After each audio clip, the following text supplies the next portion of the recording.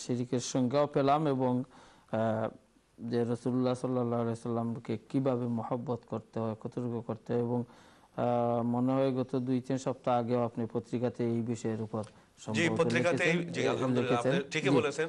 বাংলা আহ, পোস্টের মধ্যে এই জি 2 সপ্তাহ আগে এবং গত সপ্তাহের মধ্যেও এবং আগের সপ্তাহের মধ্যেও এবং প্রেজেন্ট সপ্তাহের মধ্যেও রাসূলের এই বিষয়গুলো এবং আল্লাহ জি রাসূল যে বিশ্ব শান্তির প্রতীক এগুলা এসেছে। এখানে স্পষ্টভাবে মানে কোথায় লেখা আছে সবকিছু উল্লেখ করে। আমরা হাদিসের রেফারেন্স সময়ের গুলা। কারণে এখানে জি। পারছি না, যারা ইনশাল্লাহ আপনারা দেখতেন এই সমস্ত পত্রিকা পড়লেই আপনারা পেয়ে যাবেন। অবশ্যই জি ধন্যবাদ আপনারে যে আমি অনুরোধ করব আপনারা এই রেফারেন্সগুলা বিশুদ্ধ রেফারেন্স বুখারী মুসলিম এবং বিশুদ্ধ তাফসিরের সিয়াসিত্তার কিতাব আছে। সিহাসিত্তার কিতাব এবং তাফসিরের ইবনে কাসির সহ আপনারা রেফারেন্স পাইবেন বাংলা পোস্টের মধ্যে আল্লাহ রসুলের শানের মধ্যে আল্লাহ রসুলের সিরত এবং রসুলের পাক সাল্লাল্লাহু আলাইহি সাল্লামের মিলাদে মুস্তফা এই বিষয়গুলা খুব ধারাবাহিকভাবে লেখা হয়েছে।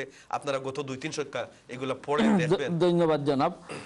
আলহামদুলিল্লাহ, আমরা দোয়া করি আপনার আল্লাহ পাক রব্বুল আলামিন আপনার হাতে কলমে আর তৌফিক দান করেন এবং আপনি আরো বেশি লিখতে পারেন।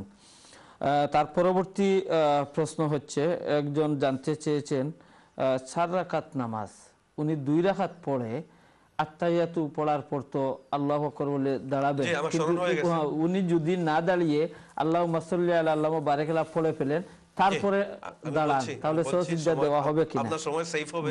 আমার ইয়াদ হয়েছে প্রশ্নকারীর প্রশ্ন। হ্যাঁ, আত্তাহিয়াতু পড়ার পরে 2 রাকাত 3 রাকাতি নামাজে বা 4 রাকাতি নামাজে দাঁড়ানো এটা হলো ওয়াজিব ফরজ। এখন আপনি মিস করলেন যদি এখন আপনি যদি দাঁড়াইতেন আল্লাহুম্মা সাল্লি আলা যদি শুরু করে দেন আত্তাহিয়াতু ফড়িয়া আপনি দাঁড়াইতেন, না দাঁড়াইয়া যদি আপনি আল্লাহুম্মা সাল্লি আলা শুরু করে মুহাম্মদ পর্যন্ত চলে যান, আল্লাহুম্মা সাল্লি আলা মুহাম্মদ এতটুকু পড়ে গেলে এরপরে আপনি স্মরণ হইয়া আপনি দাঁড়াইয়া বাকি নামাজ আপনি সমাপ্ত করার পরে সহসজ্জা দিয়ে দেন, তাহলে নামাজ আদায় হয়ে যাবে। আল্লাহুম্মা সাল্লি আলা মুহাম্মদ পর্যন্ত পড়লেই আপনাকে সহসজ্জা দিতে হবে। সজদা দিতে হবে। আর মুহাম্মদ না পড়লে, আল্লাহুম্মা সাল্লি হলে পড়লে মুহাম্মদ না হইলেই আর যদি দাঁড়াইয়া যান সজদার প্রয়োজন নেই, সহসজ্জা লাগবে না। জি ধন্যবাদ। তার পরবর্তী প্রশ্ন হচ্ছে, একজন জানতে চেয়েছেন প্রত্যেক শুক্রবারে সূরা কাহাফ যে পড়া, কাফ সূরা না আরো একটি কাফ আছে? সূরা কাফ, কাফ না সূরা কাহাফ। কাহাফ, কাহাফ এটা হচ্ছে সূরাতুল কাহাফ, এটা ফন্ডপাড়ার মধ্যে আছে।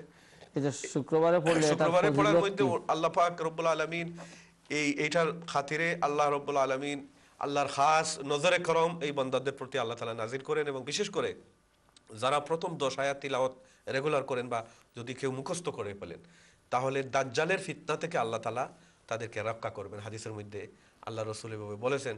অর্থাৎ কঠিন কঠিন মুসিবত এবং বিভিন্ন পরেশানি থেকে আল্লাহ তাআলা এই সূরাটা প্রত্যেক জুমাবারে তিলাওয়াত করলে যারা করেন এটার জন্য আল্লাহ তাআলা খাস কুদরতি প্রোটেকশন পেয়ে যান। আল্লাহ রসুলের এটা একটা সুন্নত বটে, আল্লাহ রসুল এই আমল করতেন।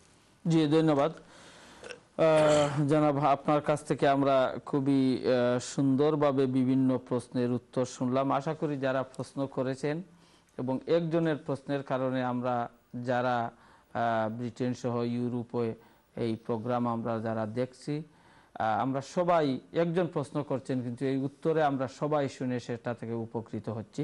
যাই হোক, আলহামদুলিল্লাহ, আমরা আমাদের অতিথির কাছ থেকে খুবই সুন্দরভাবে আলোচনা শুনলাম, বিভিন্ন প্রশ্নের উত্তর শুনলাম। আমাদেরকে অনুরোধ করা হচ্ছে একজন কলার, আমরা জানি অনেক কলার রয়েছেন কিন্তু সময়ের অভাবে একজন কলার সাথে আমরা কথা বলে নিই। হ্যালো, আসসালামু আলাইকুম। আসসালামু আলাইকুম।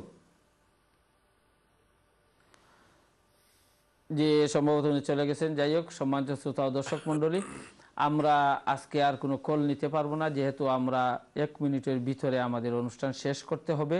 এজন্য আমরা দুঃখ প্রকাশ করছি এবং আমাদেরকে অনেকে বলে থাকেন যে আপনারা যে প্রোগ্রাম করেন পরবর্তীতে আমরা অনেক সময় তা দেখতে পারি না। আমরা বলে দেই যে আগামীকালকে শনিবার 10:30 থেকে আবার এই প্রোগ্রামটি রিপিট দেওয়া হবে, আপনারা অবশ্যই দেখতে পারবেন। এবং এই প্রোগ্রাম আরও একটি দেখার সুযোগ রয়েছে, সেটি হচ্ছে ইউটিউবে যদি আপনারা যান সেখানে আপনারা এই প্রোগ্রামটি দেখতে পারবেন, বা অতীতে যে আইফর ইসলাম যে প্রোগ্রাম হয়েছে বা এই চ্যানেল আইতে এই ধরনের যেগুলো প্রোগ্রামগুলো হয় সেগুলো সেখানে দেখতে পারবেন।